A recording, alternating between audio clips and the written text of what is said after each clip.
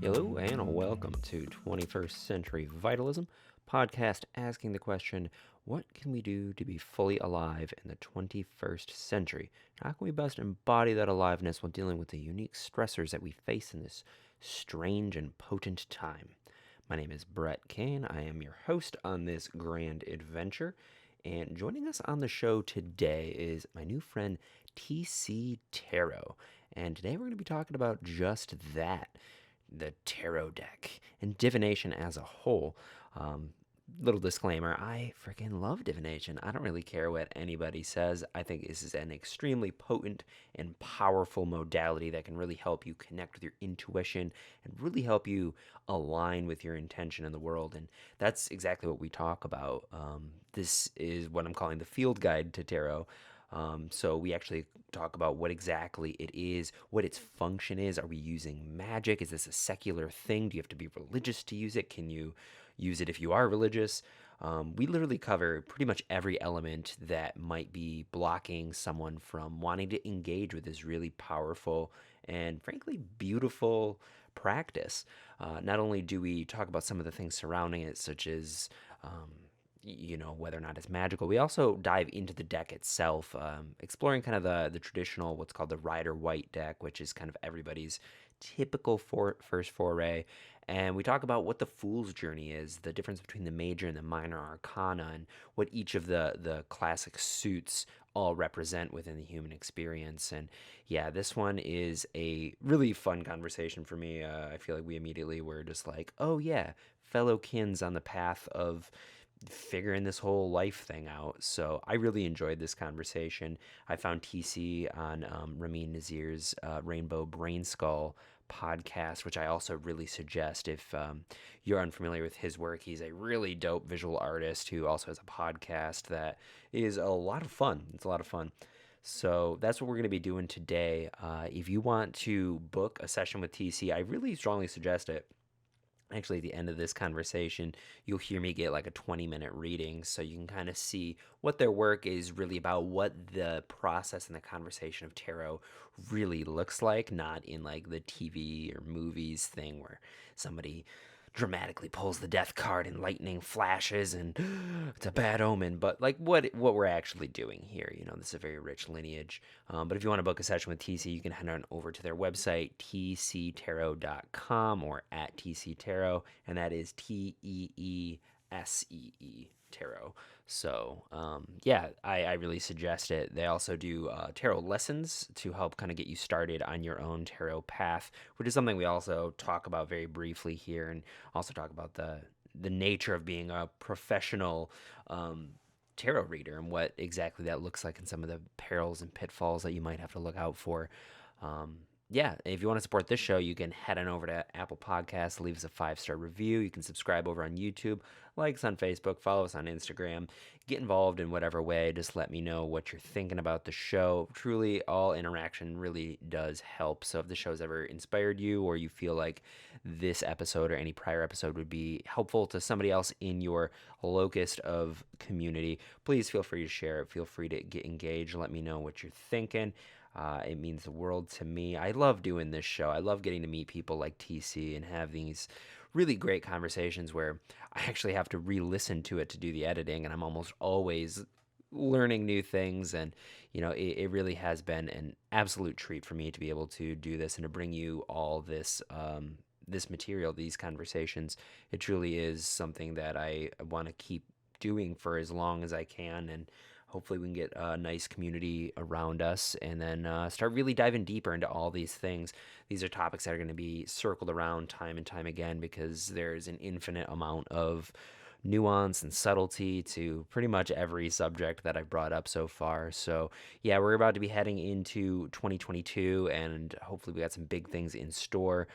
So yeah, thank you so much for this year of support. Truly, I really, really appreciate it. We are cropping up on 50 episodes already. It's really hard to believe for me, even going down to the bi-weekly release. It's a lot of work to make this show happen, and keep the momentum going. So thank you so much if you've been an active listener. Thank you for joining us. If this is your first time, truly, I hope you enjoy yourself in this space that we're all co-creating. So that's my spiel for this episode. Thank you again so much. Please sit back, drink some tea, do some stretches, and open your hearts for Teesee Tarot.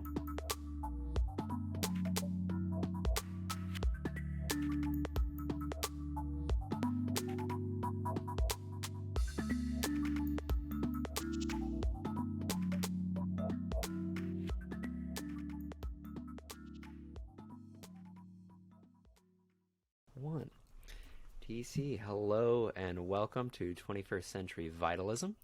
I hope you're having a really great day today. I've been looking forward to this conversation since I actually heard you a couple weeks ago. So I just want to start by saying thank you and welcome to the space.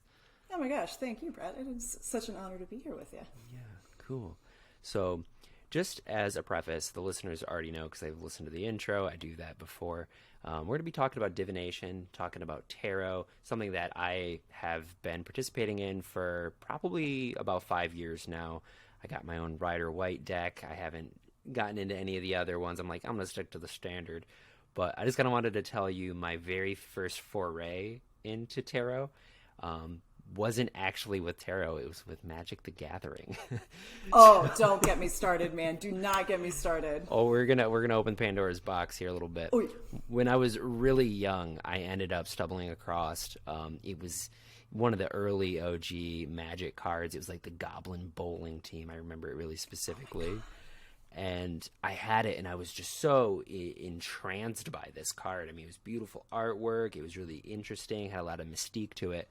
And my mom saw it, and she was not happy because she didn't really understand that it was just a playing card game. Like, it wasn't even what she thought it was. But her apprehension to me having that Magick card, she kept saying, this is going to open doors. You don't know what you're playing with. These are big forces. It's satanic. And that naturally made me want to play Magick even more.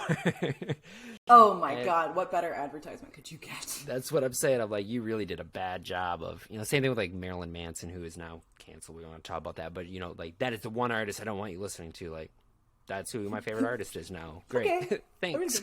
Yeah.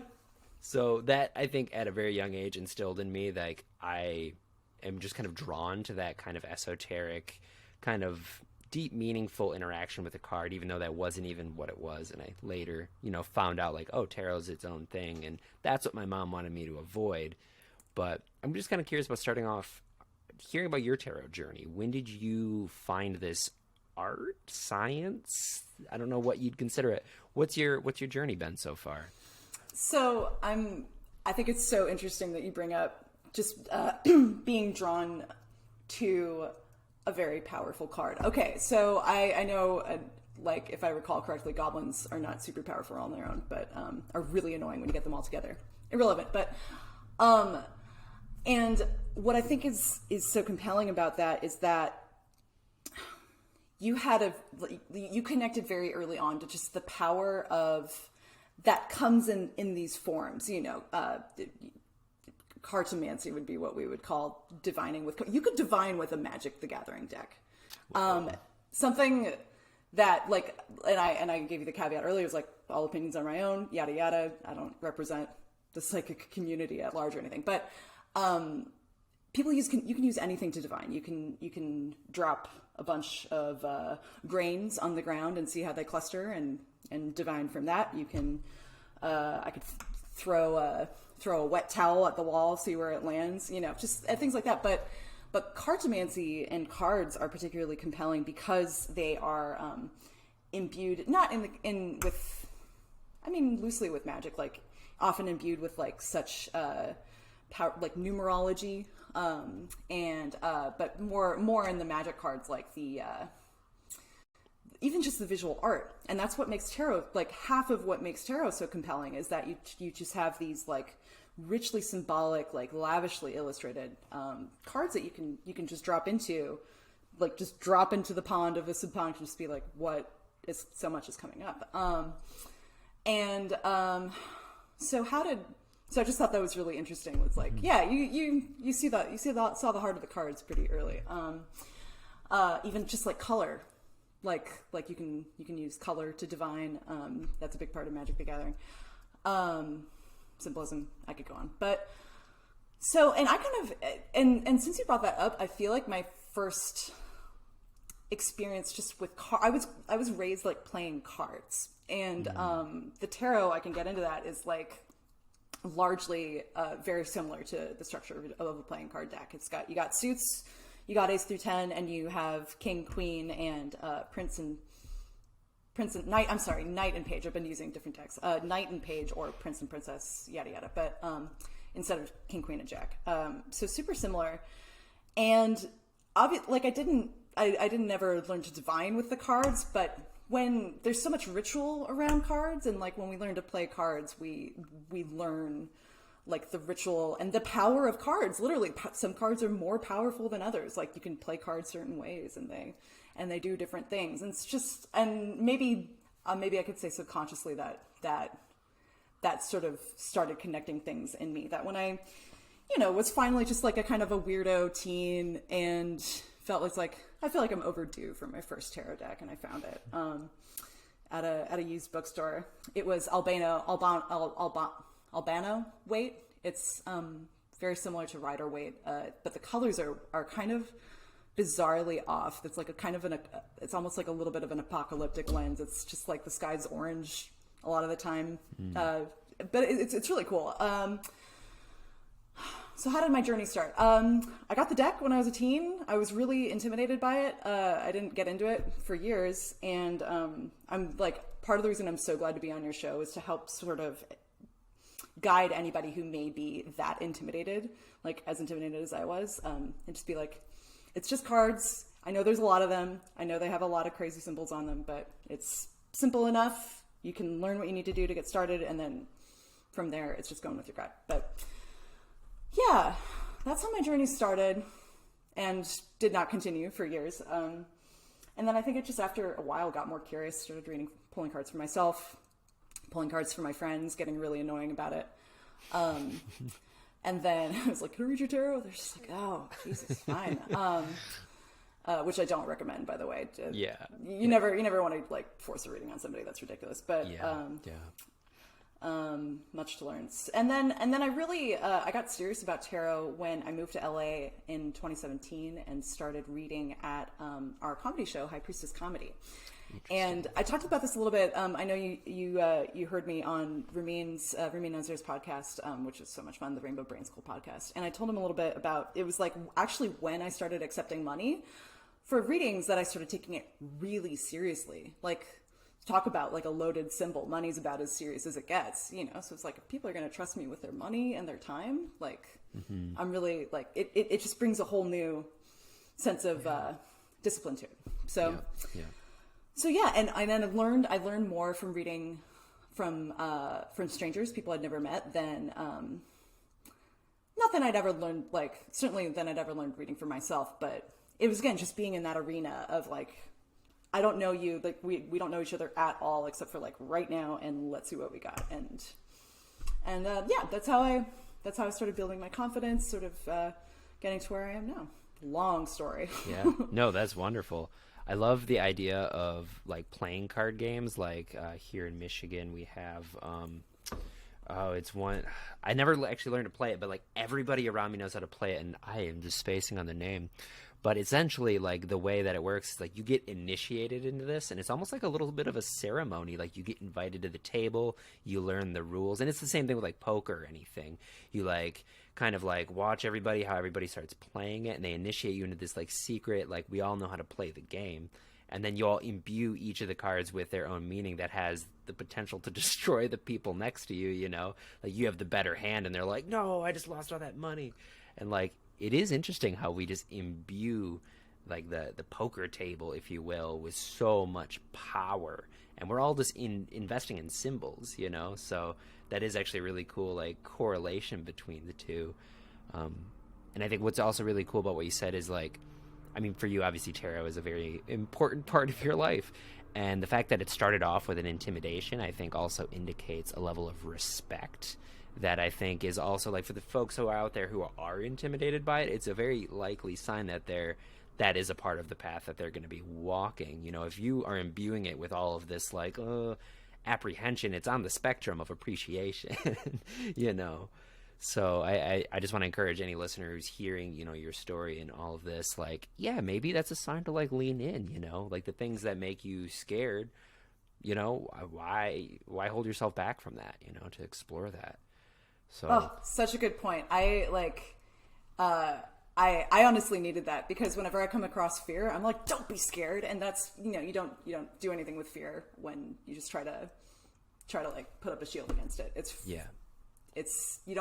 It's about embracing it and exactly. and respecting it. So Yeah. I really appreciate you saying that. Yeah. Yeah, I probably have said this on the show. I'm someone who studies a lot of Buddhism. I don't consider myself any ism or ist or anything, but I find a lot of meaning and joy in it. And one of the things that they talk about is like the path of fearlessness is walked on fear. So like to be fearless, you actually have to look at fear. You have to engage with it. Otherwise, any defense, any deception that kind of blinds you from it is actually, you're just feeding it. So the idea is to face it. You know, so good. Yeah, it's a beautiful, beautiful system. But I'm not here to pull us into that, because I do that in all my social things. Yeah, if you're forcing people to do readings, I'm forcing them to listen to my Dharma talks. It's really bad at parties, and I'm like, yeah, but do you want to hear about like the Four Noble Truths? What about like life is suffering? You know, this drink is impermanent, and then they're just like, dude, I gotta go. Like, somebody over there. Yeah, having a good time. I'm gonna. Yeah, yeah, that's me. So that's something I'm working through. That's my karma. But so you've been doing it for about 4 years now. You're starting to charge money with it, and that's another thing I think is really important. I teach meditation as well, and at first it felt really weird to charge for like a spiritual service, if you will. But I think that it helps create the container, and it helps other people invest value into it, which for them makes it even more meaningful. You have to create space within yourself to want to do it, and financial investment is your giving of energy, you know. So I think it's cool that you brought up like that is an element of being a reader. So how is that process worked for you, like working with the general public in your level of confidence? Have you ever like come across somebody where you've done a reading and then they're like, I don't resonate with any of that? Like, how do you handle working with the public with something like this? Boy, confidence is such a smoke show. And yet it's like it proves itself the instant you bring it into existence, because you're doing all the smoke and mirrors in the back and somebody else is getting like, you know, a even confident reading. And again, and that's the value. If you can contribute to that value, confidence, like it goes so far, and even just like confidence in being wrong too, or not wrong, but saying, like, sometimes I'll pull a card and I'll be yapping on, and I'll check in and be like, is this hitting for you? And they're like, not really. And then I'm like, okay, I'm so glad you told me, because I know a lot of other stuff about this card. Maybe it's some of this. I'm not like I say sometimes, I'm not trying to do a parlor trick. Really, I love it when I like have a little psychic flair and get something right. I'm not immune to that sort of zazzle, but I want you to get something out of it because it matters to me. You know, partly because you're paying for it, and partly because you're spending time with me and trusting me, and like maybe it's your first tarot reading. I want it to be good. So, so that I think is where ultimately, beyond the smoke and mirrors of just like, oh crap, how do I read tarot again? I'm gonna fake it until I make it, and you make it, but I think is where that comes from. It's just like, we're going to figure this out. Like because even if like my energy is lower or like I'm missing some marks, I find that whoever I'm reading for will offer something up. And I'm like, oh, that's what you needed. Like it comes from them ultimately, you know. I'll help, but everything that's going to stick for somebody I'm reading for is going to come from them. They choose. It's like selective hearing, selective memory, and that's what matters. That's why the process of divination is so personal. Yeah, I love that idea that like there's kind of a few different components of successfully doing this, and like the first is like trust in the process. If you have full faith in the tarot as a means of self-transformation, you don't need to defend it. You don't need to like posture and like, oh, I gotta have this huge experience. And the second one is faith in the other person's intelligence and their intuitive capacity to generate their meaning and like find what they want. And I'm sure some people come to this space inherently really skeptical and will not get anything from it because they're putting up their own walls. But then that isn't their modality, you know, like that isn't their thing. And it says nothing about the tarot or the reading or the energy of the space. It's just more about where they're at, you know? So that's just my idea of what it would take to really have a sustainable thing without actually knowing. But we're talking a lot about, I mean, the process of you as a reader, which I think is actually really fascinating. But what exactly is happening in the tarot space? What is the function that this has for us? Like, what exactly is divination doing? Divination is like, at its simplest, is connecting to your intuition. And if you want to call that a sixth sense, if you want to get like psychic and woo-woo about that, that's what that is. At the very least, at the most base skeptic friendly level, it is connecting to your gut feeling, even, and giving it a voice, and giving it quite a loud and vibrant voice, which is very like tremendously empowering when you know, we hear it. There's so much myth about intuition, and we all respect its power, and we all hear the idioms about trusting your gut, yada yada, follow your nose, just all that sort of stuff. And yet, when push comes to shove, we're not really taught actively to do it. We are sort of led astray by a lot of illusions, and divination in whatever form is really when it's most effective. It's when you take what comes up, like what just comes up as soon as you look, really. And it could be similar every time because it's shaped by what you know, and it could be completely fucking different, and like having the humility to be like, what the fuck just came up? Like, yeah. I've never even thought that before, because it's not about thinking, you know, it's about this sort of like, this like ghost body in you that is like sensing and reacting and stretching across time and space and like giving you little flashes of stuff. It's so cool. Tarot's the best. I'm going to say it right now. If you get one thing from listening to me on this podcast, just if you want a tarot deck, go get one and read it. It's so fun. You're going to love it. Yeah. I mean, honestly, I find myself using it when I'm like going through difficulty more than when I am just like, oh, things are great. I don't really have to intuit anything. But it's always like when I come up to that like growth edge where I'm like, ooh, like, am I getting a solid read on this situation? Like, can I trust what my thinking mind is telling me? And then I find when I pull the card and it tells me something, or I tell me something, if I find myself arguing with it, if I'm like, no, that's not really, I'm like, oh, that's probably it. There you go. Yeah, exactly. Yeah.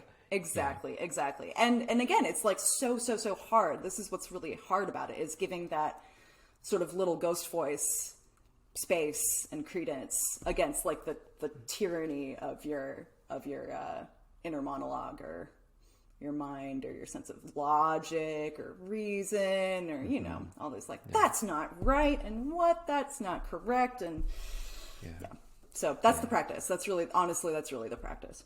It's just kind of strengthening and attuning to that smaller voice that starts small and probably gets pretty loud the more you develop a connection to it. What I think is really interesting is a lot of people really put this in the camp of kind of like woo, psychic kind of stuff, and whatever connotation they'll ascribe to that. Usually it's kind of like pseudo-science-y, but to me this feels like such a secular thing. Like, to me, I kind of divorce it from the sense of like any I mean, I guess there is maybe inherent to it, but like for me, it's like, it's a way of seeing what's actually there. And you can't really argue with your experience. If you're open, if you're not inherently putting up walls, and you pull a card and you have a response to it, that first thought, best thought thing is like, that is the thing, you know? And to me, it's like, I don't see how people can really argue with it.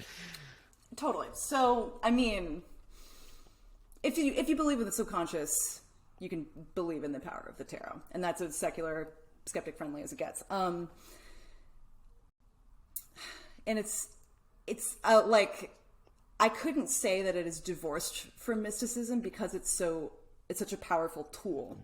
Yeah. And when we get into into mysticism, into witchcraft, into magic, we need our tools, you know?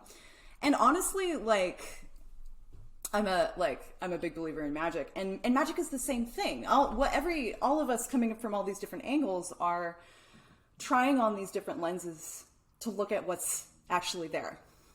You know, tarot is one of those things. Magic practice is one of those things. Religion is one of those things. Science is one of those. I mean, I have the most embarrassing predilection for Dan Brown books. Oh my! Oh wait, you're not familiar? He wrote the Da Vinci Code, so. Oh, okay. Well, I'm familiar with that, but I've never read it. They're just if you like books that are really silly and all the same and pretty fun, then yeah, I totally recommend them.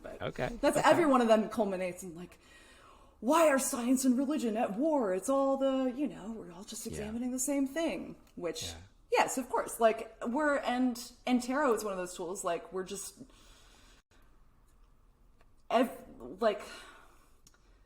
so much of this energy that we don't put into just like waking up and having coffee and doing what we need to do every day is just like, what the fuck is going on? Why am I here? Why is my life like this? Why is our life like this? What's happening? What's going to happen?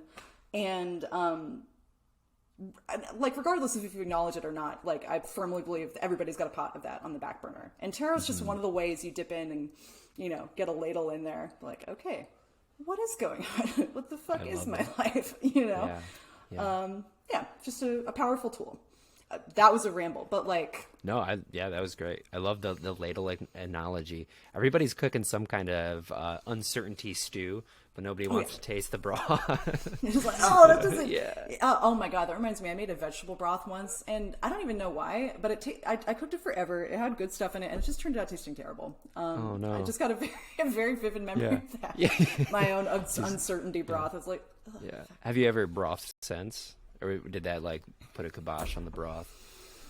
I don't know. It was scarring, I guess. I'm super sensitive. I'd have been like, I'm done cooking like that. If I invest like 8 hours into something and then it sucks, I'm like, well, I'm never doing that again, which probably isn't a good inclination. But so zen though. It's like the zen of cooking, the zen of crafting. It's like I put so much fucking time and effort to this, and it sucks. Oh, it sucks ass. What am I gonna do? Do it again? Maybe. Learn a little bit. I don't know. Yeah. So where do you find yourself on? So you mentioned the use of magic, and this is something I actually haven't talked about on the show yet. I don't think, but I love it. It's not my native wisdom stream, but I feel like I have an intuitive grasping of it, and that it's kind of a science for how to alter your experience and how you relate to life.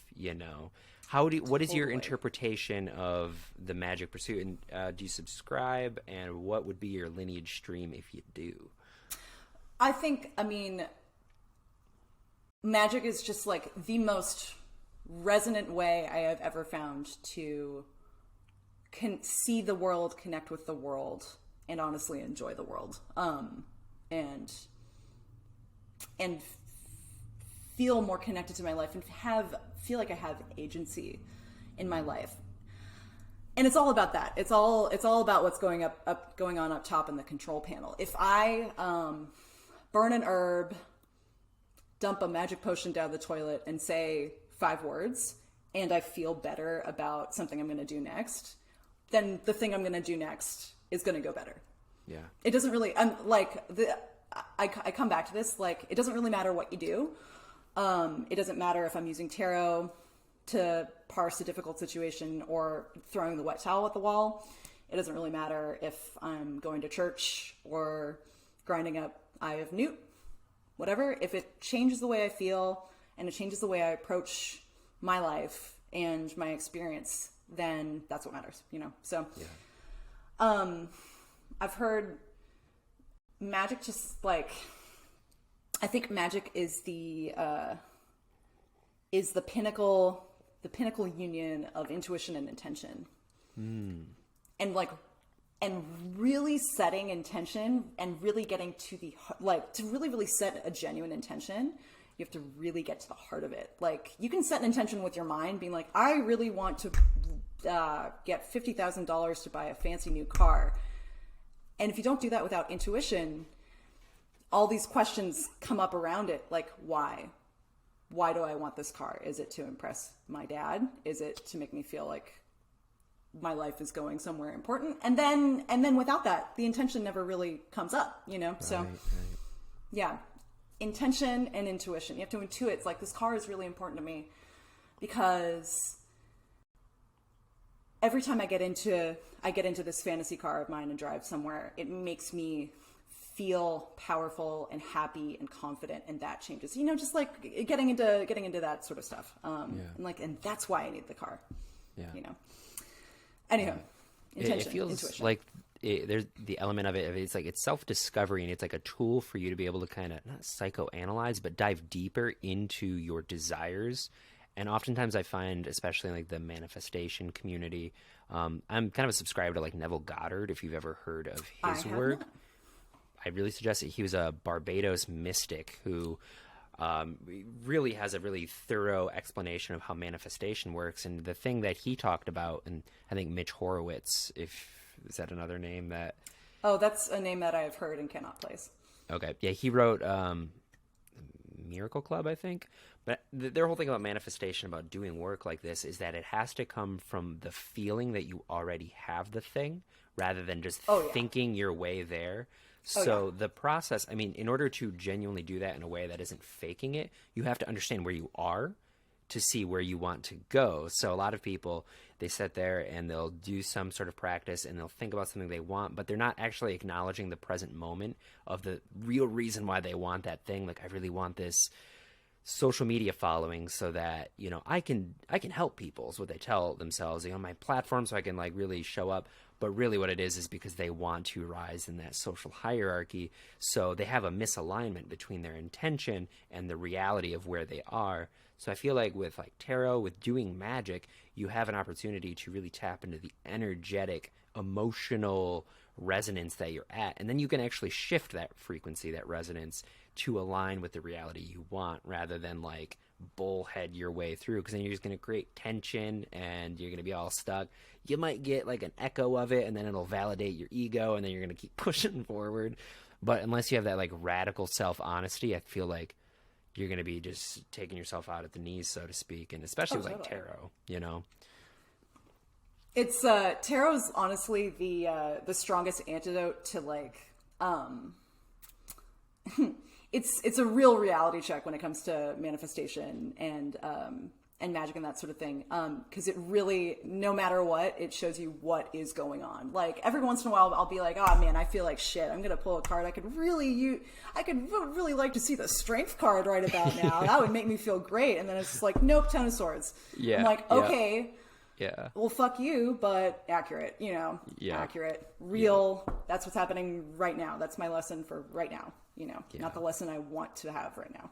Yeah. It was funny. So humbling. I recently went through a breakup type situation that lasted a little bit longer than I care to admit, but you know, I was like kind of like hanging on a bit neurotically, and I was reading a lot of tarot at this point because I was like, I just need some like assistance to see in myself like what's going on. And I was doing like relationship readings, and I was really trying to like hang on to any indication like this is gonna go positive, but like every time it was just like, it was like 3 of Swords. It was, you know, all of the things that were like, no, yeah, it's done. Like, you gotta give up. And it was day after day after day. And it was relentlessly like, I was just looking for something to like firm ground in this vision that I had. But the tarot was like, nah, we're not doing that today. Nope. Or for the next 3 months, you're just gonna get the same thing. So yeah, I can attest. Yeah, totally. Well, it's also like, even just getting into like the difference between what you're seeing and what you want to see. If you're pulling like the 3 of Swords a lot during a breakup, it's hard to disabuse yourself of it's hard to convince yourself like, nope, everything is good and let's just carry on the way because the 3 of Swords is like one of the first like, nope, this really hurts. Something is like dying. Something is bleeding. Yeah. Depending on which deck you pull, however, like the sun is rising or the sun is shining in the back of it, and that actually really depends. I haven't read classic Rider Waite in a long time, and I think that one might be totally gray, totally fucked. But in mine, at least, yeah, there's a nice sun in the back. It matters what deck you use. You get different stuff from different decks. It's interesting. And even just like I remember. one reading I learned a lot from, a friend asked me, was that having like doubts about a relationship. And this is years ago. And I hope I have like gotten a little more tactful since, but I pulled the Tower. I was just like, break up. It's just like, nah, it's done. Like, forget about it. Whereas like the more accurate, the more nuanced reading was probably like, not necessarily like break up or stay together, but like things are falling apart, like, and in some way, and like, and that energy is here, and if you don't deal with it, it's just going to continue to be here. And what are you like, it's not even what are you willing to let fall apart. It's like, can you be honest with yourself about what is falling apart, you know, and what you're willing to rebuild? Yeah. That's probably what I would have said now. Yeah, right. You know? Yeah, I think a lot of people, myself included, when I was a little bit younger, saw like the poll as, or like the spread as like a proclamation of how things will be. Whereas now I feel like my approach is that it's an invitation to explore the energy that card is representing. And it's less like, it's like, this is what's happening, this is your future, you're doomed to this. It's like, here's a potential, and how do you want to relate to it? Totally. That's such a perfect invitation to something I feel I would got to get out here, because we were talking before the show about like sort of basically a kind of an introduction to reading, and you've allowed me a lot of rambling. I appreciate that. We haven't quite gotten into the nuts and bolts yet, but and sort of myth busting also. And something I love, a myth I love to bust about the tarot. Again, disclaimer, I do not represent all tarot readers, but like personally, I do not claim to read the future. I do not think that tarot tells the future. It is when you're looking at the cards, you are getting these lenses looking into what's happening right now. And of course, what's happening right now is going to shape what happens in the future. You get to you're building your own future starting right now with what you have. Mm-hmm. So it's like exactly what you're saying earlier. You don't know, you can't really tell where you're going to go until you know where you're at. Exactly. Yeah. And with that, I also like, I firmly believe that tarot does not tell the future, but tarot does tell stories. So, and we live stories. We live a lot of the same stories over and over again, you know, to learn these lessons that we need to learn. So when I do prediction, I do like prediction based on what I know about the tarot, and in relationship, what I know about human experience, my own experience, my observation of experience. So in that way, I can like give you a vision of the future, but it's not like this will happen. No way. Yeah. Absolutely not. You do what you want, you know? Yeah, I kind of like what you said about how like you're using the card, the energy of the card as like a lens into your experience. And I just had this very vivid kind of tactile sensation of like, regardless of what, like there are no wrong cards. They're simply offering you kind of like a viewfinder into your experience. It shades and colors, and it's like, if something resonates, then you feel that. And if it doesn't, then it's still giving you information like, okay, so this isn't actually an element of this. Like if you're strongly like, yeah, I don't really feel that, like there's still no wrong in that, you know. It's just helping you refine your intuitive spotlight to really get more specific. And even that, like that process of kind of, nope, that's not it. Like I think that's really beneficial actually. Totally. Because it keeps you looking in other places, because maybe you pull a card, it's like, this doesn't really do it for me, and then who knows, maybe a friend comes to you with a total 3 of Swords experience. It's like, oh, it's happening around me. Like this experience is part of my experience. You know, it just kind of helps you focus on what to look for. Yeah. Oh, and I have to do another really juicy myth bust. There are no good or bad cards. That's one. There are scary cards, since we were talking about fear and how important fear is. And again, I appreciate that so much. There are scarier cards and kind of sweeter cards. And in some way, the scary cards I think are more important. I mean, no card is more important, but the scary cards are really important. If it scares you, it's important. So people are really scared by the Death card. Obviously, people are really scared by the Devil card. Obviously, people are scared by the Tower. People are scared of the 3 of Swords. People are scared of pain, you know? Yeah. And there's plenty of pain portrayed in the tarot, because the tarot is an illustration of life, and there's plenty of pain in life, you know? Yeah.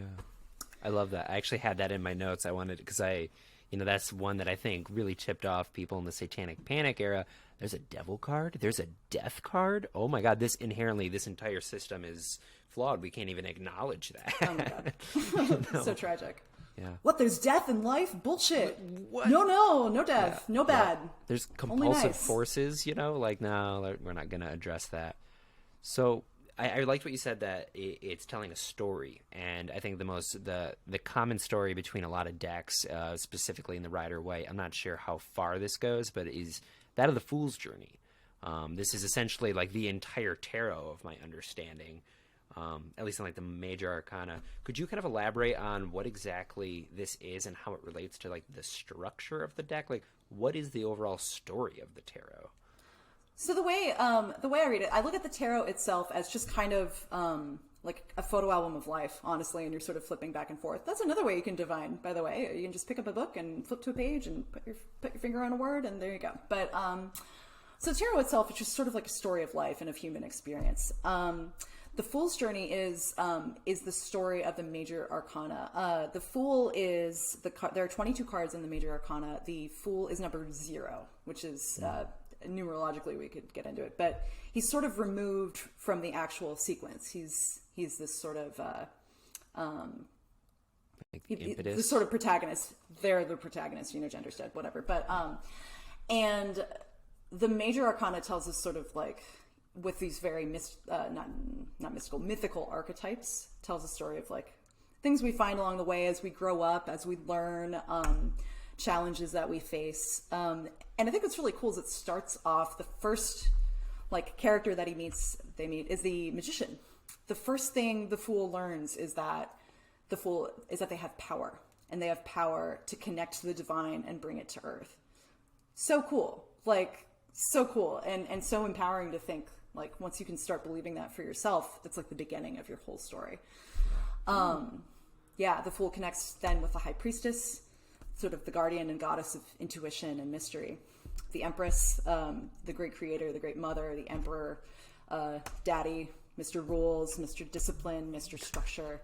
I could go on. There are, like I said, 22 cards culminating in the world, where the Fool sort of returns, like, after this great learning experience. Sort of, it's like, I think to your point of what you're saying earlier, this is when, after you do all this learning, then you sort of join the community in a whole new way. Like, I've done so much learning for myself. I've done so much healing for myself. And now I bring this back into the world, And it even starts over. It's like, okay, next lesson, next cycle, Wow. But that's sort of a little the way the story goes for the Fool. Wow. That's wonderful. It's interesting because it kind of mirrors the traditional path of Buddhism too. And this is just like a really quick aside. The 3 like major vehicles of Buddhism are the Hinayana, which is kind of self-study. That's when you're learning about your mind, about meditation, suffering, how to get past suffering. But then once you go on that, that's considered the narrow path. Then you go into the Mahayana, which is the greater path. Maha meaning greater, yana the vehicle. And that's where you become like the Bodhisattva, if you've ever heard of that concept, where you are giving up your personal liberation in service of other people. You're engaging with the energy of the world.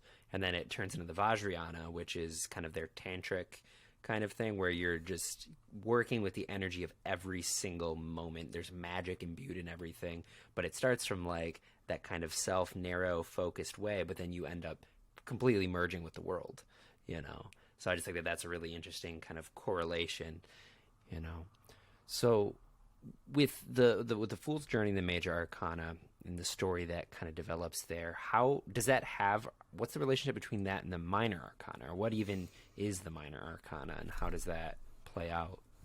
Let me tell you, about the Minor Arcana. So the Minor Arcana are where the tarot looks most closely like a deck of playing cards. You got the 4 suits, and these correspond to like 4 elements of the human experience. You have the cups, corresponding to the element of water, and that represents your emotional life, relationships, feelings, yada yada. We have the swords, corresponding to the element of air and to the mental realm.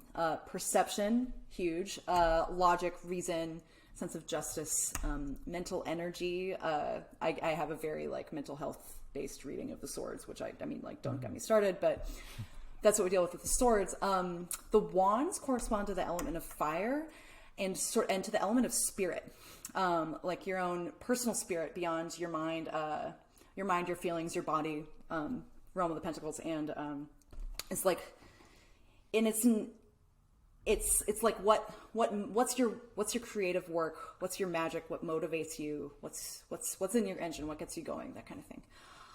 your power even. And then the Pentacles, I actually just started leaning into a interpretation of the Pentacles as corresponding to the element of earth is classic, but the body is a really interesting read. But beyond that, they correspond to like everything that connects you to earth. And obviously the body is like this our major connection to earth all around us, but it's also Pentacles have to do with money. Money is like kind of this obviously a currency of like how we engage and thrive on earth. Security, structure, beauty, abundance, like resources come up with the Pentacles. And each of those little ace through 10, the pips, tells a little story. If you lay them all out, you will see it for yourself, and of each suit. And the way the major arcana corresponds to the minor arcana is, I sort of see it more as like the minor arcana, again, no card is more important than another, but the minor arcana tend to show you like day by day experiences. When you pull a major arcana card, like take note, just because you're looking at a bigger trend, you're looking at something that's happening, like a really big feeling in your life, you know, like not just day by day, like week by week, month by month, even year by year, like something that you're working with. So just kind of scope and scale. You have sort of the more mythic and the more mundane, I would say, between the major and the minor. Yeah. So I know you just said to not get you started, but the idea of the swords as a mental health, I'm actually really curious about your take on that. Okay, get me started. I'm sorry. Yeah, you said not to. Like I just told you earlier, when people tell me not to do things, that's what I'm doing. I know, right? So I have the swords are gnarly. That's the thing about the swords, and you see it when you look at the story of the swords. It starts out, the power of the sword, the power of the mind is immense. The mind is so powerful. You shape your reality. It's like a very powerful, sharp tool that you use to shape your experience of reality, because you know it's all starting from your perceptions. But it gets tough after that. The Two of Swords is like where you start feeling really stuck. It's like somebody sitting with swords crossed across their heart, just very, very stuck. After that, you get the Three of Swords. Ouch! You saw that one, listeners. It's a totally iconic, like a heart with three swords in it. It's like yucky. Four of Swords is like, it's okay, and then it really snowballs. It really goes downhill, and the culminating in the Ten of Swords, which is like the most extra dramatic card. It's somebody laying, at least in most Rider Waites and Rider Waite and most derivatives, it's somebody laying face down in the snow, 10 swords in their back, bleeding to death. Like it's so extra. And fundamentally, the way I incorporate my understanding of mental health and wellness into the story of the swords is that when we give the mind too much power, and that's what we're looking at, sword on top of sword on top of sword on top of sword. Like when you're trying to do too much with your mind, when this mental energy is like running amok, there's no good ending. There really isn't. And that is illustrated even further by the fact that the swords are only one of the suits in the entire tarot deck, which is like this entire life experience. So like when we put too much credence into, like, it's like I've likened this to like if you're in a factory making the most wonderful things, but you never leave the manager's office, like the kind of bubble up in the top. Like, not only are you not experiencing life really in its full form, you're maybe not connected to your body or your feelings or your spirit or sort of the greater story, but it hurts. You just cut yourself up when the sword energy goes unchecked, and it's not our fault. It's no one's fault. It's that because the mind is so powerful, most of us are taught that it can do anything and like fix anything. And anybody who suffered from like anxiety and depression and any sort of mental health issue is like, oh no, the mind can be like really, like, it's very powerful and like very dark sometimes. You know, it can be our undoing. Like that's what we see in the Ten of Swords, like our actual undoing, like with all that power. So that's sort of, long story sort of short, that's my read. I think that's actually really helpful, because I mean a lot of people see some of those cards and they are very turned off by it. Are there, I mean, you said that there's no like bad card, but like in what situation could like the Ten of Swords be interpreted as like a positive thing? You know, is there any sort of situation where you pull a swords and it's like, oh, there's people getting stabbed and viscera everywhere, like this is good? Totally. So one way I've actually like, every card has positive, negative, yin and yang. You know that, we know that, there's balance in everything. So, and the Ten of Swords has a lot of death energy, and there is nothing like inherently negative about death. Painful, yes. Negative, no. With the Ten of Swords, say, I have started even to read it as like the necessary death of something. It's like when you sort of, the pressure builds up in your mind, like not strictly, this is just one read that I kind of fall back on, but like when the pressure builds up in your mind so much that it literally kills part of you. And if it kills the part of you that is subscribing to that power, and if it's like say you're so anxious, you have a total meltdown and you don't leave the house and all of a sudden your mind goes blank. That's like kind of a Ten of Swords experience. Mm-hmm. And if that happens and you wake up the next day and you're like, okay, I guess let's start over. That's good. Like, that's the thing about, there is no end to the story. It's all cycles. You can go from ace to 10, and you're just going to start, you can go from the Fool to the World, but you're just going to start over. So like, that's kind of how I read, say the positive angle of that, like a necessary death, like let something die and let yourself start over, and like really be humble enough to start over. Yeah. Is how I read that card sometimes. That's great. So, how are you on time? Do you have a specific time limit? Oh, no, I'm good. Oh, okay, cool. So 3 hours later. Yeah. No, so I wanted to kind of talk about, like, for folks who are interested in working with the tarot on their own, they hear this, they're like, this is really interesting. I'm starting to get some interest buzzing. How can they best start working with this? Is there like a spread that you find is really good for beginners, or what are some things to look out for when they got their deck, they took off the plastic, they're going, wow, this is amazing. How do you go from this is amazing to this is me?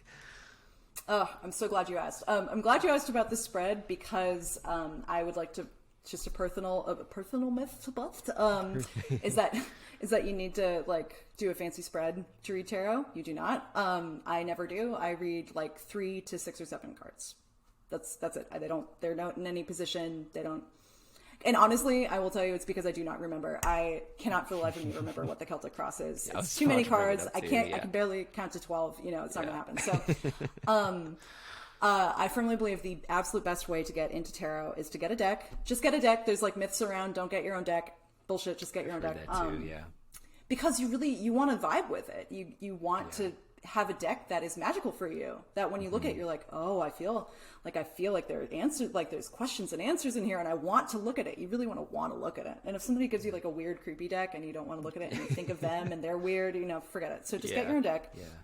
And pull a card every day. Easy peasy. And when you pull the card, look up anything you want. There's so much learning you can do. Everybody and their mother has an interpretation of the card. There are a lot of similarities, a lot of differences. But what matters most is what comes up for you. It is even better not to know, because you're just working with that intuition. Like, oh, this color makes me feel sad, or this guy looks kind of mad, or, like what's going on with that wheelbarrow in the back? That kind of makes me think of this. All of this is like golden information. That's what makes the tarot yours. Wow. Legit is like, you'll be reading years later and be like, pull this card, be like, I remember when I first saw this card, the first thing I noticed is the wheelbarrow, and that's because this was I realized because this was happening for me in my life. Wow. And that will shape the way you read for yourself and maybe for others if you want to later on. That's what helps you illustrate your own experience of the tarot. If that makes sense. That. Yeah, no, I love that's so that. Cool. I know, yeah. Right? Yeah, I mean, I gotta admit, I've been, using protection for my tarot readings, so to speak, where like I'll like look up a few different interpretations. So I'll pull a card, and I feel like I really haven't allowed myself to make full contact with the thing and just like raw dog that card, so to speak. I always feel like I feel more comfortable when I have other people explain it to me, but this is kind of giving me the inspiration to like go a little bit deeper. And I wonder if I was just kind of like maybe like a little afraid to just hear my own freeform associations. Would you suggest people spend time with other people's interpretations at some point? I know there's like Biddy Tarot, and there's all these websites that have their views on it, but absolutely, whatever makes you comfortable is good. So if learning a lot, like feeling like you're learning a lot, makes you comfortable picking up your deck, great. If it makes you feel like overwhelmed and kind of boggled and like that's too much, then read one thing or read your little white book. And also, like, kind of the fun thing about the little white book, the guide that comes with every deck, is that you can read it and be like, bullshit. No, that doesn't really hit for me. And great, it doesn't. Then that brings you closer to your own interpretation, which is awesome. But no, I read my little white book all the time, and cool. And I allow it to shape whatever I'm working with.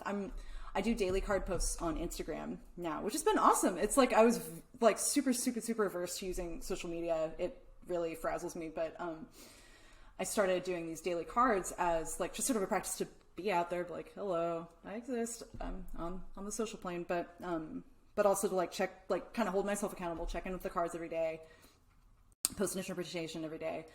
And I rediscovered a deck that I'd had some experience with a few years ago and was sort of intimidated by because it's a little, it's has very esoteric roots. It's the Hermetic Tarot, which is cooked up by the Order of the Golden Dawn or some other branch like that. And it's got a lot of like, it's got like a lot of angels, like biblical angels infused into it. It's got a lot of Kabbalah, and I'm just like, I don't understand any of that shit. So fuck it. I'm not paying attention to that. Sorry, such a tangent, but like, reading Alan Moore's Promethea, which is sort of the second book, is like a really fucking amazing, intro to the Tree of Life, like a guide to the Tree of Life, which is sort of the central myth of the Kabbalah, if my understanding is right, empowered me to be like, okay, you know what? I don't really still understand this, but I'm not as scared anymore. So, long story short, I'm using this deck I'm not super familiar with. I use the little white book freely, and go from there. So, yeah, if you feel comfy with it, if it makes you feel comfy, use the little white book. Just get comfy, like feel it, love it, carry it around in your purse, sleep with it under your pillow. Everything to just like be like, oh, this is mine. This is my tool for like understanding. This is my tool for understanding and feeling and like being present. You know. Yeah. Yeah, I mean, the thing about like tool use is that when you become really adept at a tool, the brain recognizes it more as an extension of your limb rather than this individual thing. So I feel like with the tarot, it's an extension of your own capacity. Like your brain literally doesn't even recognize that it's using a tool at that point. So like that's kind of cool. Have you heard of Jodorowsky's Teacher in the Cards? No, but I have his tarot book, and it is wild. Okay. It is wild. I think that's the one that's like really thick. It's I think it's the Way of Tarot. I believe that's the book is called. Yeah. I don't know. Okay. Yeah. The subtitle is the Teacher in the Cards. Cards. Yeah. What was the deck that he used? It was like an old French. It was like the OOG, right? I don't even know if it's like the OSG, but it's the Marseille deck. And he got really dogmatic about it. He's like, this is the only deck. And honestly, I kind of get it. It's like, I had a yoga teacher who insisted that we learn the poses in Sanskrit. And at first I thought he was kind of being a blowhard about it. And then he was like, the reason we do this is because this is the only standardized like name for these poses. Everybody else, like when it gets to English and yada yada, people are going to call one pose many different things, but this is like, this is the standard name. So if you want to know what it actually is, this is what it is. So I get it. And I get, it's like for one thing, the minor arcana aren't illustrated with scenes. They're just pips, like a playing card. And yeah, it's a very basic color scheme. So I kind of get, he's like, this is the heart of it. Yeah, I definitely respect like when things plug into a lineage. I kind of get like really geeky about it. That's what I like about my Buddhism studies, is that you can like trace it back, like every link on a chain all the way back to the Buddha. And I think that there's something about like the purity that kind of comes through. It's like, this is the thing that has been passed down, you know, like I love that shit. So that's why I really like Jodorowsky's work, but it also has really intimidated me and kind of kept me from plugging into the Marseille deck. I'm like, I am not ready to actually like study that extensively. So that might be more for the folks who are ready to take that leap. But yeah, that is not what I would recommend to beginners, like by a long shot. It is like, even for me, I kind of read it for a lark. Like I get some, because he approaches the cards with such like intense imagination and spirit that it's sort of, it's a ride. It's really fun. But at the same time, I'm not going to use the Marseille deck because I think it's ugly.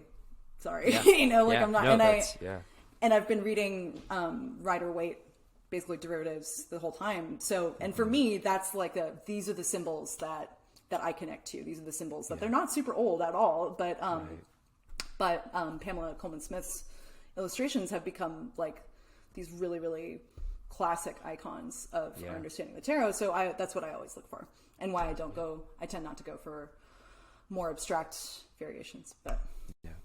So one other thing I wanted to touch up on for the folks who are just getting into tarot, kind of getting back to that, like, here's how to have your own thing. Oftentimes what you see is cards in reverse. Are you supposed to keep all your cards in one direction, or like, how do you navigate, like, oh, that card fell out and I put it in upside down? What happens when what does that augment to the card, or should you just flip it? What does a reverse card mean? I read it usually very simply as this energy is present. It is blocked, though. It is like a light switch sometimes. So it's like, here's the energy that is here, and there is something in the way, Sometimes I read it, and this requires, just a little bit more understanding of like the story of the tarot. Sometimes I read it as return to the previous card. That's another way I hear reversals. So sometimes, like, if you were to pull the Two of Swords reversed, I'm sorry, I was going to say the Three of Swords reversed. Maybe I'd say, let's go back. Okay, before we get into like the pain explosion and everything that comes with that, let's go back to like this moment of stillness and of reflection and of like choice. Let's go back to like this element of like even simplicity before it gets really crazy. So, are all your cards supposed to be a certain way or face a certain way? Most decks I have worked with make it pretty hard to tell which way the cards are facing. So I think the cards are just going to come reversed no matter what sometimes.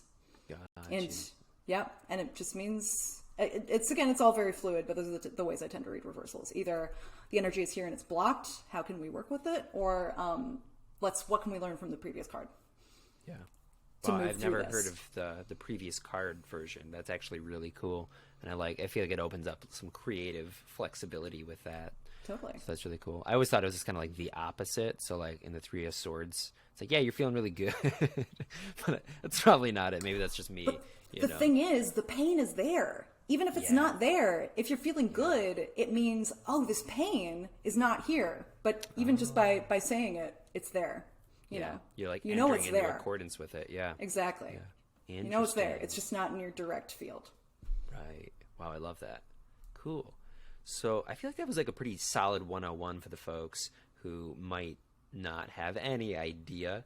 And I know that you so generously offered to give me a reading, and I almost feel like that might be a good invitation for other people to experience what that space is like, and also kind of see like the vulnerability of it and just kind of feel that energy. So if you're open to it, I would still love to receive that and to tap into that space with you. Oh, it'd be my super pleasure, and very brave of you to put yourself out there on the interwaves.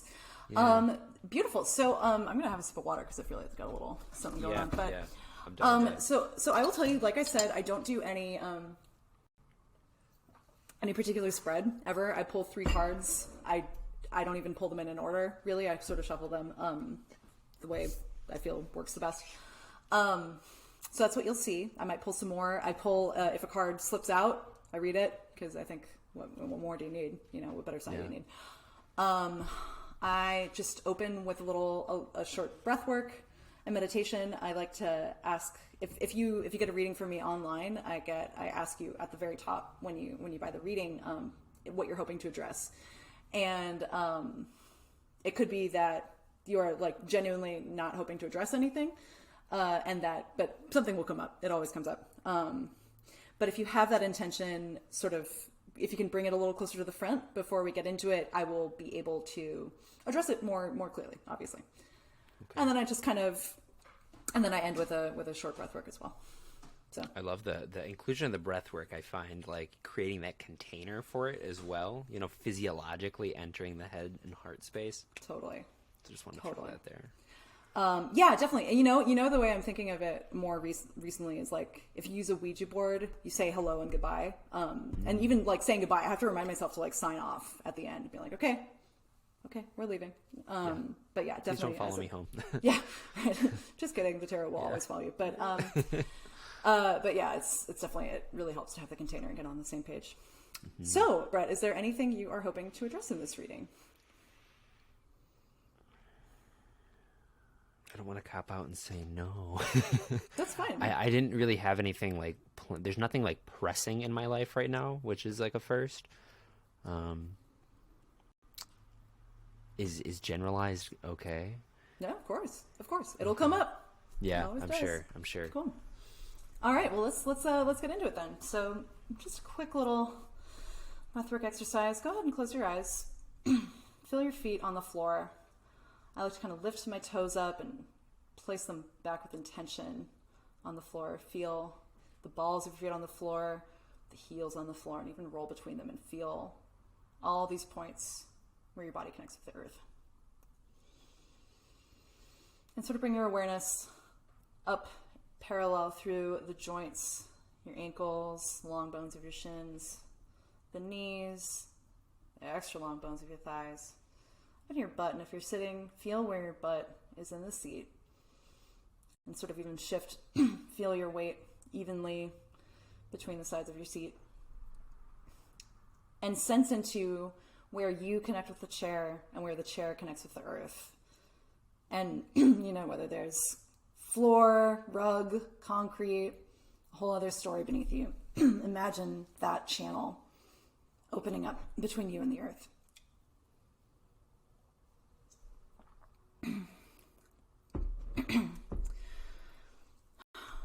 From here, take your attention up through the glorious, flexible vertebrae of your spine. You can kind of roll into them if that feels nice. Take this opportunity to sit up nice and tall, firm up through your core, and sort of like a finger, kind of drag your attention lovingly up your spine, up to the base of your neck where it connects with your skull, and up to your skull, up to the crown of your skull, the tallest point of yourself, where you touch the sky. We're going to take 3 deep breaths together. And as we breathe in, I'd like to sort of pull this energy, this awareness, all the way up through your feet, up into your skull. We're going to hold it at the top and release it and sort of let energy come in through your skull all the way to your feet. We'll do this 3 times. I'm going to inhale for 4. Hold it, feel that at the top of your skull, and release.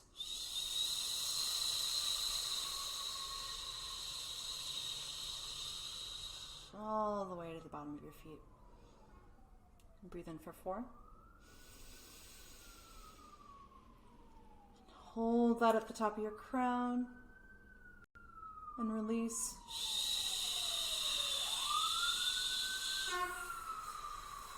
Flowing all the way down your spine and your bones to your feet. Now at the last one, we feel strongly where we connect the earth and the sky. We breathe in for 4. And hold and sip. Sip a little more. And then let everything go. And flow back down. Just sort of let your breathing return to normal. Feel you sort of opened up this energy highway, flowing evenly and smoothly between your skull and your feet, earth and the sky. Now you can feel free to leave your eyes closed or gently blink them open. Off camera, what I'm going to be doing is just shuffling the deck like this. I'm going to ask you to say stop 3 times, and that's how we pick the cards, okay? Mm-hmm. All right. Whenever you're ready. Stop. Ooh. Okay. 2 more times. Stop. Once more with feeling.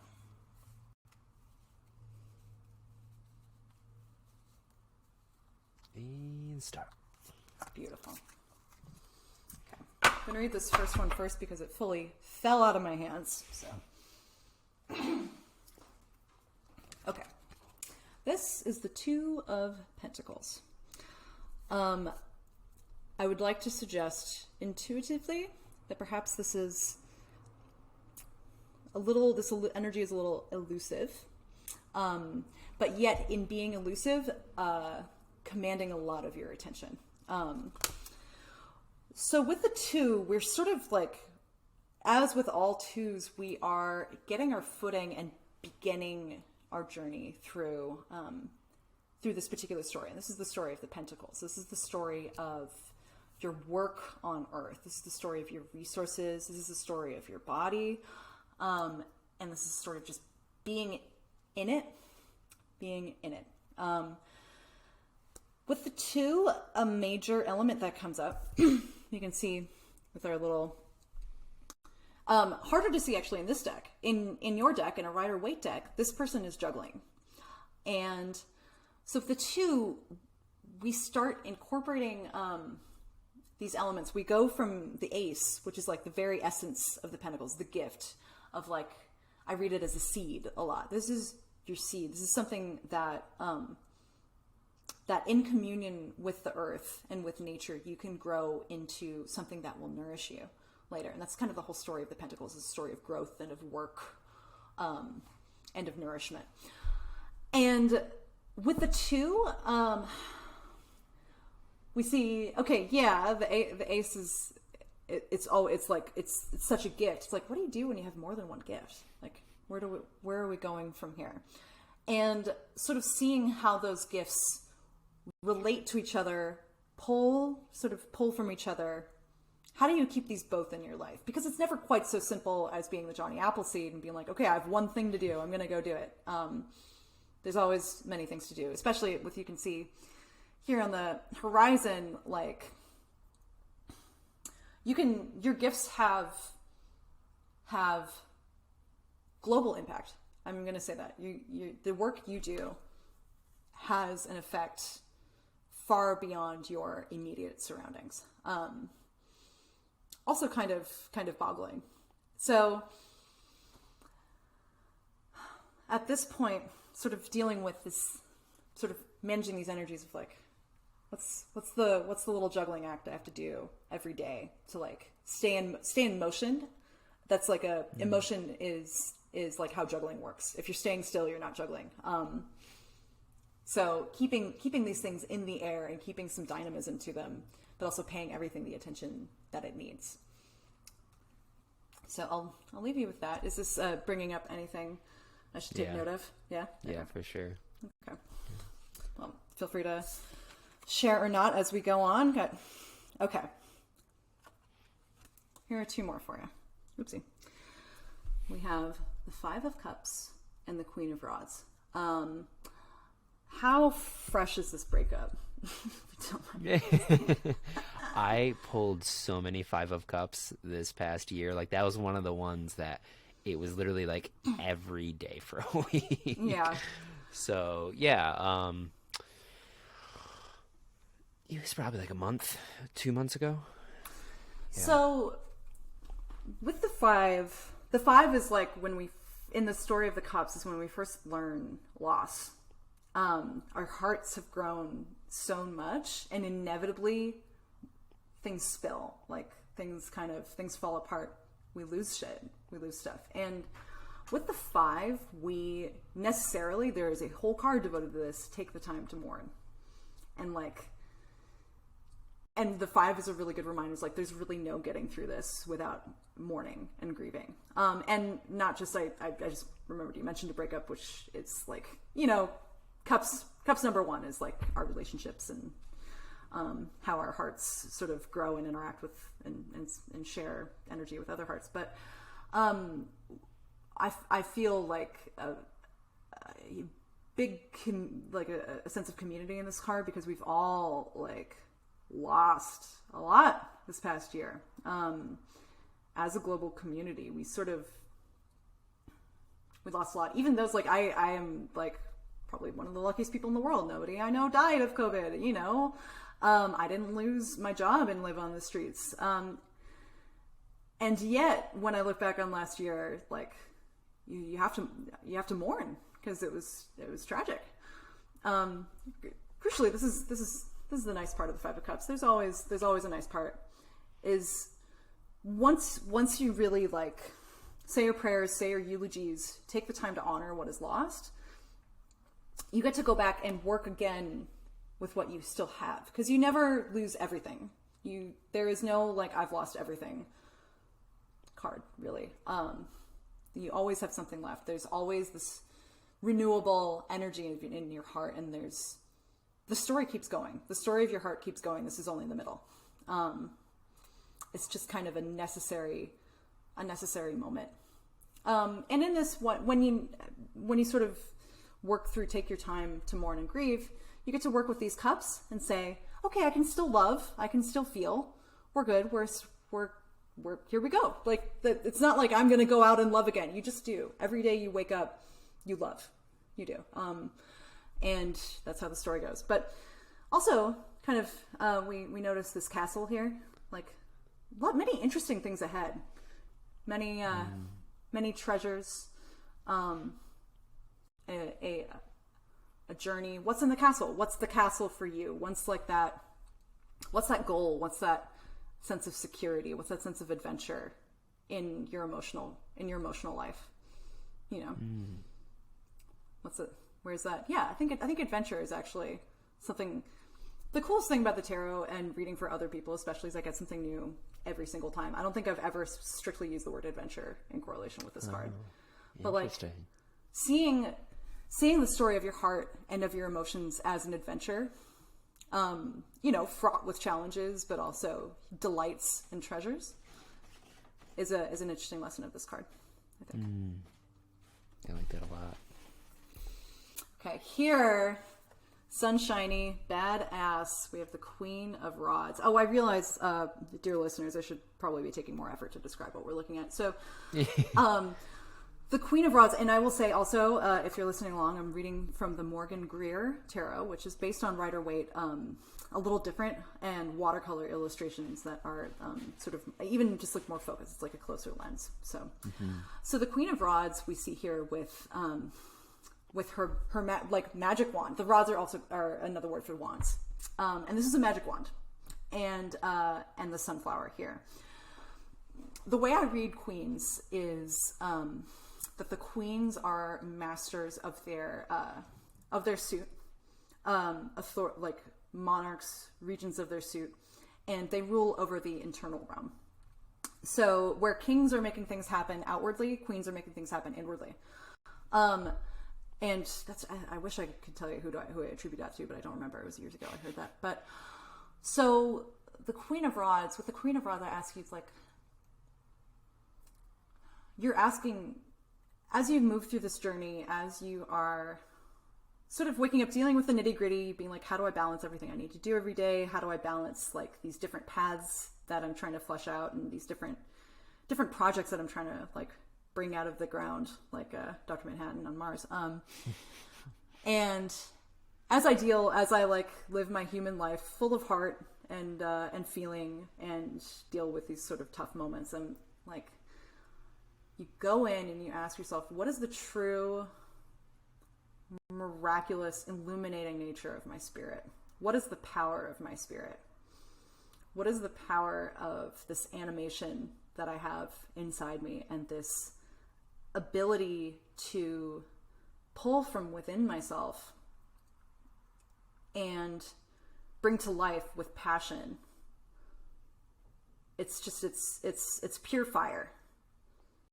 Pure fire. It can start from so little and become so much. And you can light up even, I'm going to say, you have this kind of murkiness here. You have the power to light up the whole sky around you. You have the power to change what you're seeing and how you move through the world, because you have the power of being in communion with your spirit, in doing this powerful, it starts with closed doors, but like this powerful internal magical work, really being in touch and owning your power starts from doing this work. and understanding what it is, like we were talking about. It's like you don't really know where you're going until you know where you're at. You don't really know what you can do until you know what you're working with.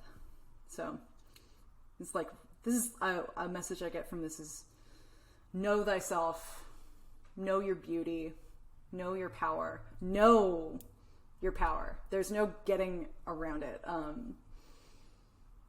And do this work,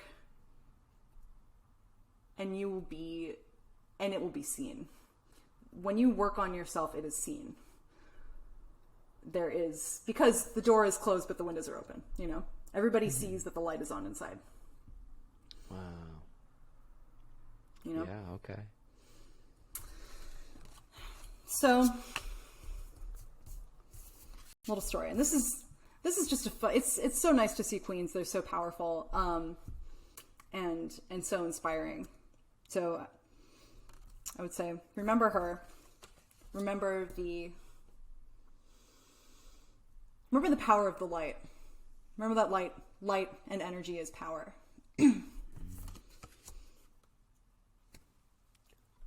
As you remember that balance, there's like motion in balance. Like if you do yoga, if you stand on one foot, the illusion is that you're not moving. Whereas of course, if you're like noticing what's going on in your foot, it's just like little micro motions, like you're constantly stabilizing. And that's what it is. And that is great. And that is how you move forward to the next part of your story. It's just kind of like being with all the little micro motions that come with being in balance. It's not static. I love that. Yeah, it's totally dynamic. Taking the time to mourn what is lost, like really creating some like sacred space around mourning and grief. And because it's so tempting, again, we love to just kind of brush this thing off. Our society does, but like, and this is a card that makes you stop.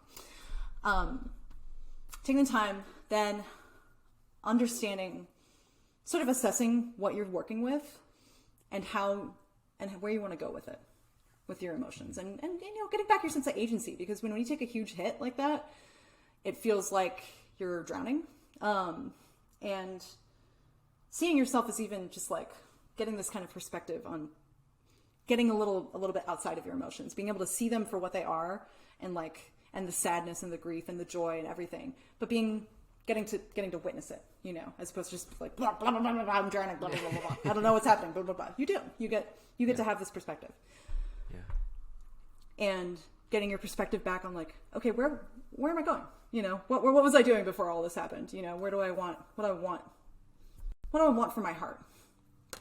You know, where is my heart taking me? Where's my heart taking me? And then beautifully, fundamentally, I love this card because I have a little black cat, and in Rider Waite, the queen has a little black cat. Doing this work of connecting with your own power and your spirit with this like, and earning your authority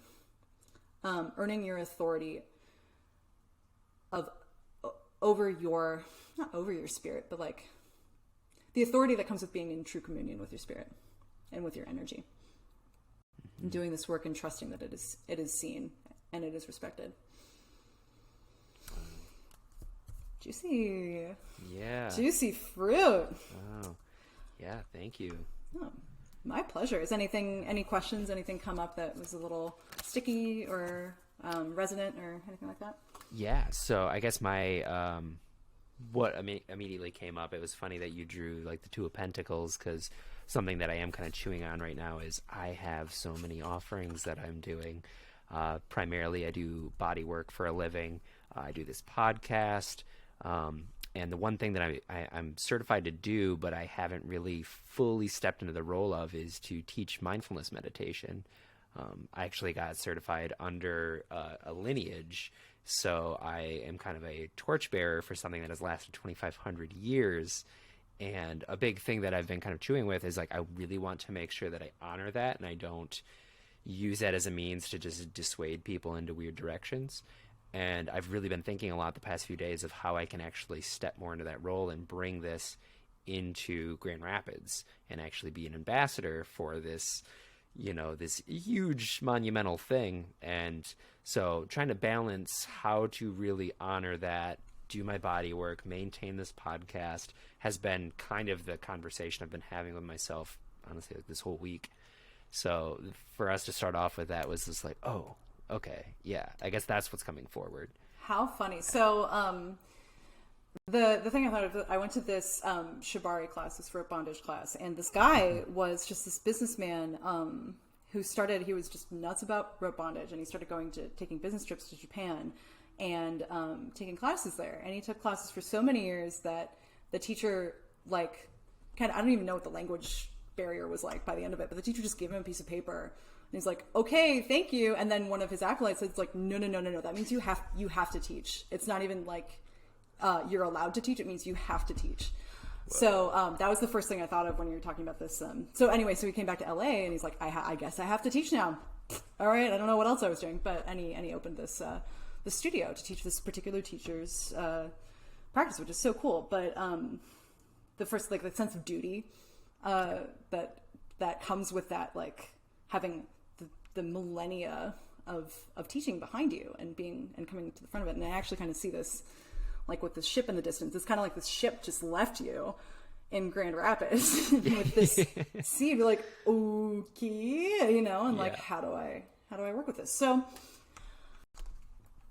you have obviously this is like, you're working with seeds here. You're working with these things that are going to grow and become something that nourish not just you, but other people too. Like these turn into trees, and trees live forever? I don't know. I've never seen a tree die. Right. No, not possible. So, so sort of understanding that. And I would also just encourage you to it doesn't need, it needs to be dynamic, and you have to do these little micro motions of like keeping everything in balance and in check, but it doesn't need to be more complicated than that. You know, it can be like, oh, I need to do this and this, but also what about this and this and this? See what you can do to bring it down to just like, I need to do this and I need to do this, this and this, this and this, and just kind of keep 2 feet in the game, you know, stay grounded with it. I love that. Yeah, it's easy to, especially when you're like really passionate about something, you really want to like honor the thing, you know, to like, I have to make sure every single element of this is already neatly contained. It has to be perfect right out the gate, otherwise it's over. So yeah, thank you for that idea of, you know, keeping it simple. I think is also something I probably haven't been doing the best of.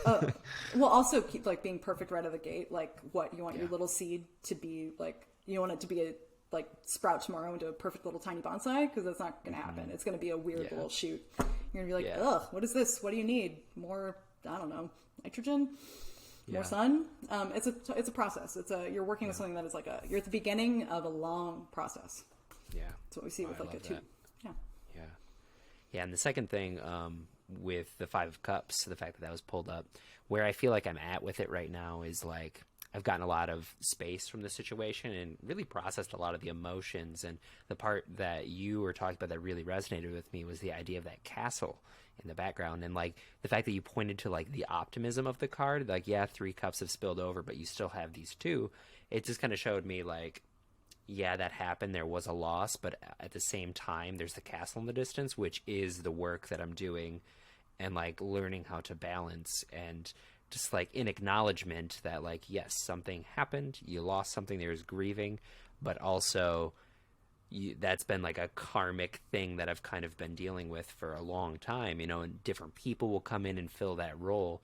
But I feel like the grieving is bigger than just like that individual person, but like my relationship to that idea of what partnership is and like romance and like what I need from things. So it's like really passing out of the dark of that night into the role, like the fire of like the Queen of Wands, of like the self-illuminated like power, you know. So all of that kind of was very specific. Fancy that. I mean, and you just said it so beautifully too. Again, like this is why I love reading for people. They'll say things to me and I'm like, that was fucking gorgeous. Boy, you really nailed it. Because you know you know what this means to you. I have some ideas, but ultimately it's all about you. Yeah. Awesome. Gorgeous. That was So that fun. was supremely helpful, and hopefully, I think listeners also got a little bit of the atmosphere of what tarot can provide. You know, we both had. I mean, you said a lot of things that were very potent as well, like accurate, and I think in working with somebody else, I mean, doing it on your own is a cool thing, but like your wisdom, your knowledge of the deck comes through and can just be really beautiful. It's like the tarot extended, you know. So. Yeah. So when you're not quite, even when you are, like, getting tarot readings is awesome no matter how much you know, but it's especially nice when you haven't quite gotten and honestly, like, the very least you need to know is kind of generally what the suits are about, generally what the numbers are about, and generally what the major arcana are about, and maybe generally what the court cards are about. That's about it. And then you go from there. But when you don't quite have that base of knowledge yet, it's really, it's cool to see, like, what it looks like when somebody who's, like, has a sort of a sense of what's going on, and, like, and how to infuse that with just the sheer like, in the moment intuitive read. Yeah. I love it. Yay. Well, Teesee, we are at an hour 24. This is the longest episode I've had in a minute. I've been usually keeping it at 60. I've been really cognizant of that, but I'm really glad that you were able to stay a little bit longer and give me some of your time and offer your service and your offering. And I hope that it is going to be in service of other people plugging into this. So thank you so much for giving me your time and your energy and your insight. I really enjoyed this entire conversation. This was wonderful. Oh, I'm so glad. I had such a ball. Thank you for giving the space for me to shoot my mouth, ramble about these dang cards, which I love, and whatever else I rambled about. What, Dan Brown? I don't fucking remember. Yeah, that got in there. You can't take that back. I know. Cat's out of the bag, man. Yeah. Before I forget, let's do a real quick deep breath in and out just to seal the deal, yeah? Let's do it. Plug back in with your feet. Feel your butt in the seat. Head in the sky. We're going to breathe in. Hold it and let everything go.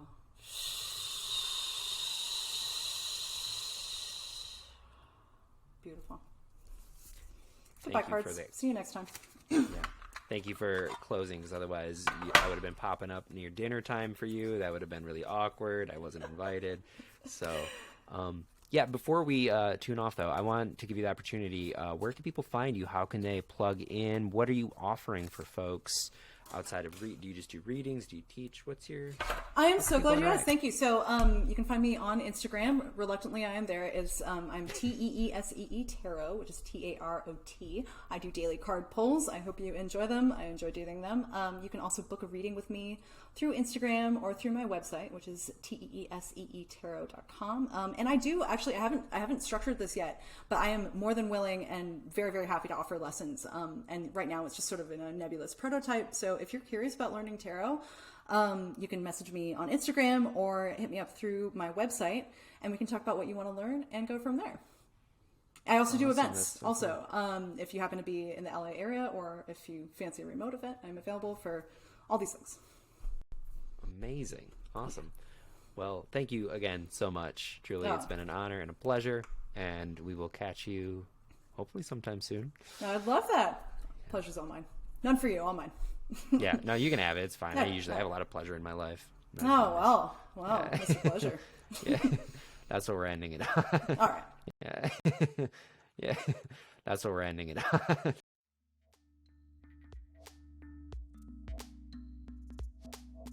All right, folks, that was the episode. Thank you so much for listening all the way through till the end. That was my friend Teesee Tarot. If you want to send them some love, head on over to their website, teeseetarot.com. Book a reading. It's the holiday season, and you have earned it. Buy yourself the gift of intuition and insight. Buy it for a friend. Whatever you do, just make sure we send some love to Teesee's way out in L.A., if you want to send me some love, I'm also accepting. You can head on over to Apple Podcasts, leave us a review, subscribe on YouTube, Instagram, Facebook, blah, blah, blah. You know what to do. It's the digital age. We're all living in it. Truly, interaction is the gold standard at this point. It helps me secure more guests, helps me provide even more in-depth conversations for you to learn and me to learn. Really, this is all about me. I'm learning a lot doing this, so help keep this venture afloat. And yeah, I hope you all have a great week. I will see you in 2 weeks.